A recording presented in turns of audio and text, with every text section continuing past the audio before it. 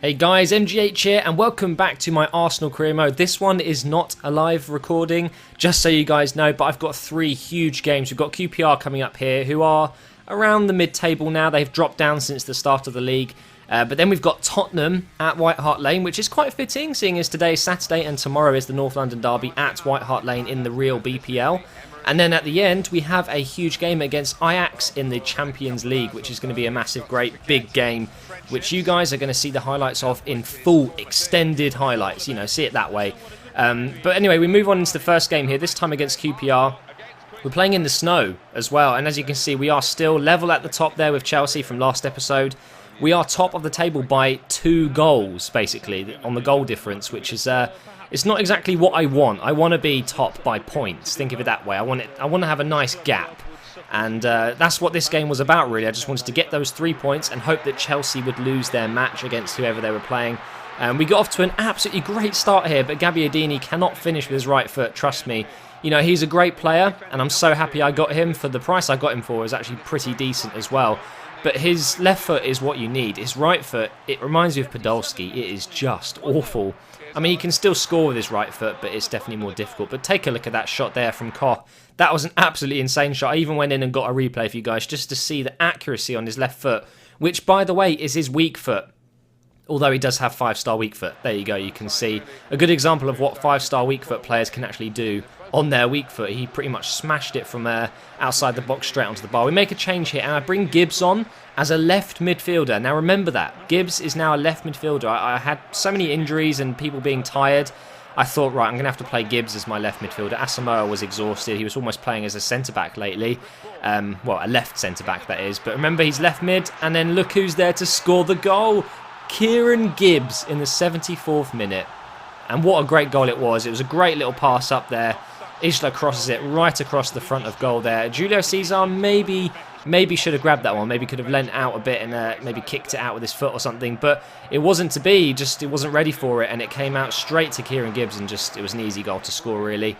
And that's how the game finished, to be honest. We had a little shot there with Young and Baiwar a second ago, which got deflected. But other than that, the game was pretty open. You know, it could have gone either way. But finally, I win a game even when playing relatively poorly. But now we move on into the next game after those 3 points against QPR into a huge game against Spurs, who are 10 points behind me. I think it is at the moment. We will see in the league table in a second here. But obviously Spurs are going to be challenging top 5 this season. I'm not talking about real life. Obviously they will be challenging in real life. But there you can see in my season here, they are 10 points behind me at the moment. So it wouldn't be awful if I lost to them. You could also see that Chelsea have actually dropped points. They lost their game there. So now I'm 3 points at the top. It'd be just good to extend my lead. You know, possibly if I can get 3 points here, I will keep that 3-point gap between me and Chelsea. And obviously Tottenham will be further behind. They'll be 13 points behind Arsenal instead, which will be that's always nice, isn't it? It's Tottenham, for Christ's sake. But while the gameplay's going on, and you can see I get off to a great start there with Klopp having a good shot, what is my prediction for tomorrow's game, the real North London derby? I'm going to basically tease you guys and say you will find out tonight, because I am planning to do a BPL breakdown. Actually, it might be tomorrow that I do that. But let's just say it's going to be a video where I'm very honest about my thoughts about Tottenham and Arsenal at the moment. So you've got that to look forward to. The reason I'm saying this and almost teasing you is because I'm getting so many people asking me, what do you think is going to happen tomorrow? Are you doing a BPL breakdown? The answer is yes. I will be doing a BPL breakdown, and it's going to be an awesome episode, and I hope you guys enjoy that. I'll be preparing that later. But we finally get a goal here, 40th minute. It seemed to go on forever, this game. Like, I just could not get a goal. But just check out that corner from Mika Richards, out of all people. For some reason, he was taking it. I just, thought, fuck it. Let's hit it with Richards. And look at the bend on that.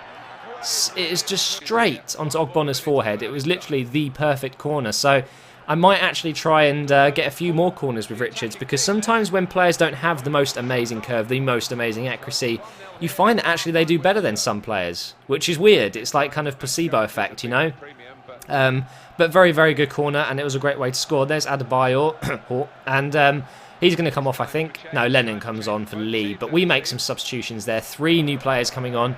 You know I like to do that, do 3 substitutes in one go. Podolski was going through on goal there. Probably would have made it 2-0, no problem, but he gets pulled back. This is 31 yards out. Absolutely perfect for Royce to smash this. But what a save from Lloris. That was absolutely incredible. That's the only word I've got for that. the athleticism to get to that top left corner and push it onto the bar was brilliant. And there you go, another save there. And the rebound just wouldn't come to my feet. It was so frustrating. But, you know, a little bit unfortunate not to score the free kick there, which would have been probably the best goal of the season so far. It was that good.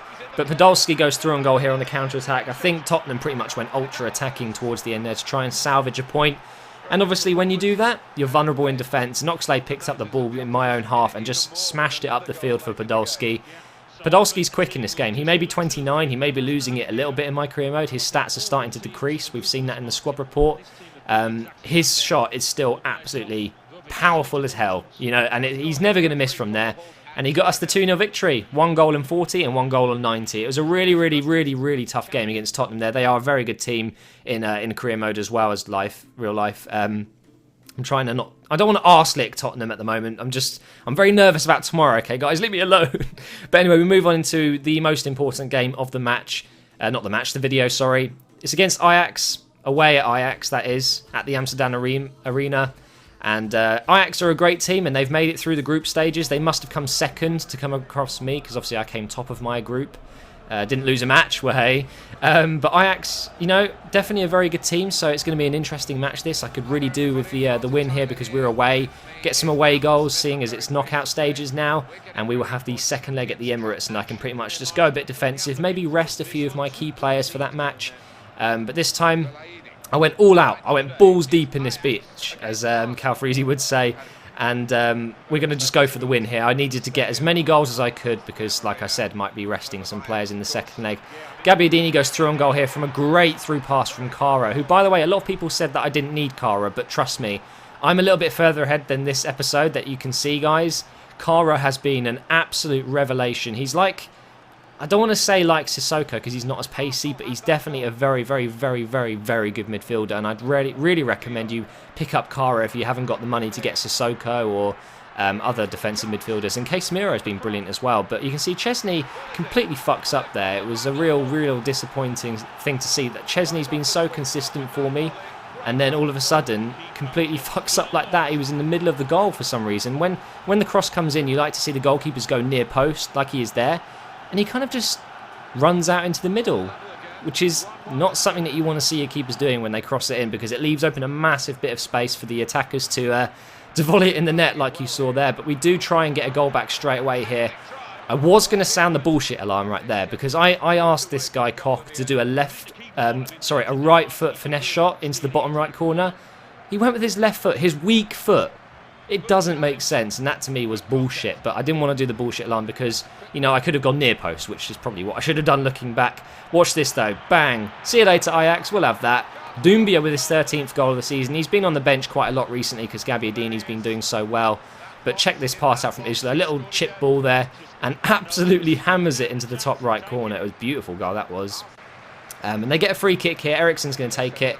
Very good free kick taker, but he's not actually going to be the first one to run to the ball. He's going to try and confuse me. Chesney pulls off an absolutely fantastic save there, pushes it onto the bar, just like you saw with Lloris in the last match against Tottenham. They're going to cross this one in, and some very poor defensive work there, and it hits my defender and goes in. For some reason, there was no replay, so I was going to go back in and get a slow-mo for you, but you can always go back and check it out yourself. It was a pretty poor goal to concede, very upsetting because, you know, I was winning the game. But then Kara, 90th minute, bang. And the dirt is gone. That is why I bought Kara. He sits in midfield, he's got great work rates, but if you need him to go forward, he can do that. He's got insane shot power, very, very, very decent shooting. Look at that. Oh, right into the roof of the net. It was an absolute beauty. And we do actually win the game 3-2. So the first leg, 3 away goals against Ajax. We're pretty strong. We're going to go through to the next round, I'm pretty sure, into the quarterfinals. Then we do have a few matches here. We have one against Crystal Palace, who are bottom of the table by like 9 points. So that was always going to be an easy win. So we win that one 3-1. But Royce gets injured. How long for? Please don't be too long. Please be. Yes. Just 7 days. Thank God for that. I was really dreading it was going to be like, you know, 3 months or something like that. So it's not a too bad injury. We also get a youth squad update here with Raul Couto, our youngster, who's doing very well. He seems to be like a decent player. Whether I'll ever use him, I don't know. But you can see I'm kind of working with the youth academy a little bit. And then we had the game against Nottingham Forest in the FA Cup, which we simmed as well, because we're not playing the FA Cup, and we win that one 2-0. But as you can see there, we have games against Man United, and then the second leg against Ajax coming up. But you'll have to wait to the next episode, so please hit that like button below. I'd really appreciate it. Maybe we could hit 3,000 likes. And don't forget to subscribe so you don't miss the next episode. See you then.